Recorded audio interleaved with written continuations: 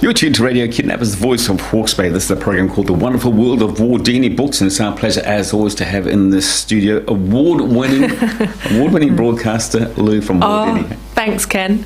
You're a star. Thanks, it's my pleasure to be here. The broadcaster of the year on Radio Kidnappers. Doesn't get any better than that. It doesn't. That's a great honour. Thank you, Radio Kidnappers. Good to have you here with us. Anyway, back to more mundane things. We're going to review three more great books, and the first one is called Goat Yoga. Who could believe that goats could do yoga? And it's not that mundane, is it really? So this is The Little Book of Goat Yoga by Lainey Morse, and it looks like one of those cool Christmas books that's a bit quirky, and it is, but there's a bigger story because Lainey Morse had a massive life change and she needed some animal therapy. And if you think about the animals in our lives, they do provide us with therapy all the time. So she was diagnosed with an autoimmune disease, which meant that she really needed to work on muscle control and all things like that. So she'd do yoga, and she's combined it with her animal therapy. And The Little Book of Goat Yoga is all sorts of things where she's doing yoga poses and telling you how to do certain poses, and excellent photos of goats being involved in the process. So that's the animal, and it's just gorgeous. And she has dedicated the book to Annie Goatley, the goat that inspired the goat yoga phenomenon that spread around the world. Look at that, eh? Now, last year we had kilted yoga. I can't remember if we reviewed that or not, but that was a sort of Instagram sensation as well, where there was a quite muscular couple of Scottish blokes in kilts doing yoga. So this is a little more a bit more refined. Yes. So yeah, and goats are amazing. Yeah. I would love to have a goat. They're so intelligent. And would you like to have a goat standing on your bum like that, though? I wouldn't mind. No?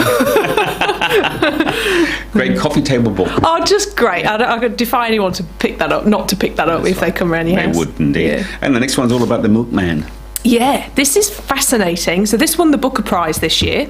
It's Milkman, it's by Anna Burns, and I resisted reading it for a bit because there are no proper nouns in it. So the places aren't named, the people aren't named.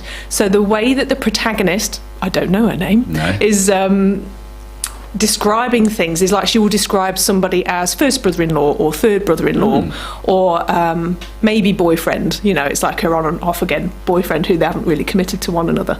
And it's fascinating because it's clearly set along the Falls Road in Belfast in the 70s when there are the Troubles. Yes.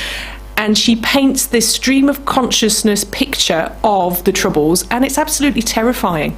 And she just, because of this stream of consciousness and things being named by their characteristics rather than just a name like Lou or Ken, it just makes you right in it, and it personalises it more than it would. Is that a very unusual style of writing? Very much so, yeah. I've never read anything quite like it. It's a bit, maybe, Virginia Woolf used to go off on one like that. Yeah. But this is incredible, and we were talking about it in the shop books that we're currently obsessed with, and I'm living there with her, and it's terrifying. That's good. So what do you rate that out of 10? Oh, it's a 10 out of 10. I mean, she's won the Booker, and sometimes the Bookers are a bit weird and a bit literary and people just can't be bothered with them. But I would say if you're in two minds, give it a go. So not highbrow at all? It is, but it's also got a lot of humour in it, and it just really explains the thinking that meant that it went the Troubles in Ireland about Ireland leaving the rest of the UK, where it explains it so that it went from the cause to maybe corruption and it running almost like gangs and people wanting a cut of things. And who's going to read it? Is it across the board? Are guys going to read that book? Oh, definitely. Yeah. And I think anyone that's interested in literature and the way that you can play around with language and form and structure, just pick it up because you won't put it down again. Awesome. Yeah. And the last book we're going to talk about is Mutzig, the Clown Cat. Yes, this is by Peter Wells, and it is who's local. He's Auckland, but he's got Napier family and Napier home, and he and his husband live here. And this is the first book that Peter ever produced. He produced back in the day, can't remember, in 1981, he made 30 copies to celebrate a stray cat that had wandered into his life and took over his heart.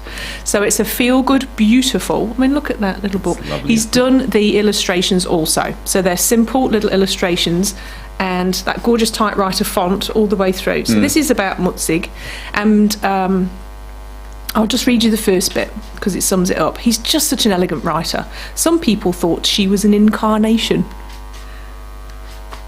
Others that she was a boy. Her ancestor, a Cockney, had escaped off a steamship. There's this whole story that he's created around Mutzig, and she'd been a clown's cat. So she just wandered in, and he fell in love with it. Took over his life. Yeah, that's it. So it's a beautiful little story. And Peter's going to come and sign some books on our late night opening in Napier on the 20th. I think it's Thursday, the 20th of December. About 5:30, he'll be there. He'll sign them, and we're going to donate some of the proceeds to the SPCA. Good on you. As always, our pleasure to talk with you. You look after yourself, and we'll talk to you same time, same place next time. Lovely. Cheers, Ken. Oh, we didn't say where you are. Oh. How remiss of us. You've got 2 shops. Where are you? We're 16 Tomato Road in Havelock North and 44 Hastings Street in Napier. Take it easy. Cheers.